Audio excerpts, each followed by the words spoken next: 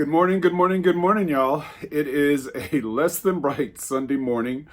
I do not want to get up, but I got to get out here in these streets, make these sales, because these streets don't wait for nobody. This morning I am up, and it's another Troy rant.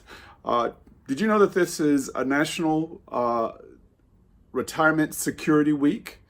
I didn't, and even though we had actually planned, we're doing a seminar on Tuesday evening with Lisa McCurdy, who is one of DC's top estate attorneys and estate and asset planning attorneys. So we're doing an event. It's called Defining Legacy, a town hall experience, and we're going to be talking about retirement and end of life planning.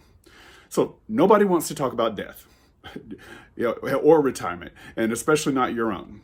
But so we wait around and we let things keep going, and we think we got it all planned out, but we don't always have it. And then our families and friends are left to deal with it, and that causes family and a lot of drama. So I'm gonna give you a couple of examples. First, I had a friend whose sister recently passed.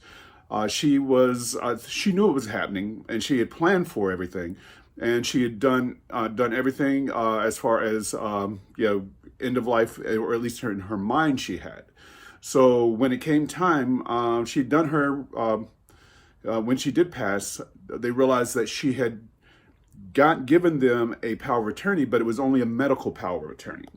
And so when all of her plans for her funeral and all those things were thrown out the window because the one person she did not want to have control ended up with control.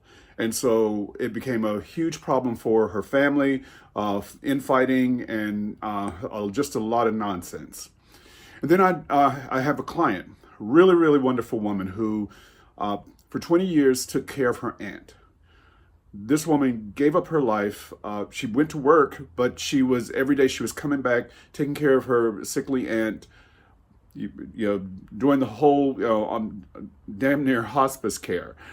And then when the aunt died, she had planned to give her house to her niece.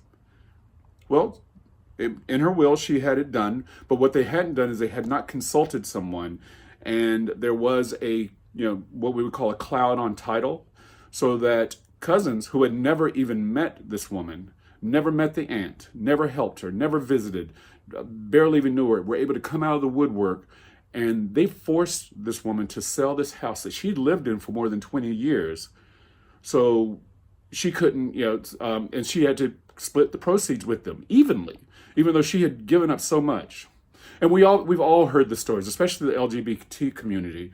We've all heard the stories of spouses who've been shut out of hospitals because they weren't married, or they did not have the paperwork in place, or families who'd come out, jump in and force people out of their homes.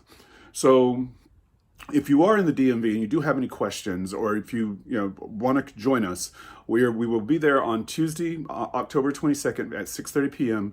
in my offices at TTR Sotheby's on 15th and P.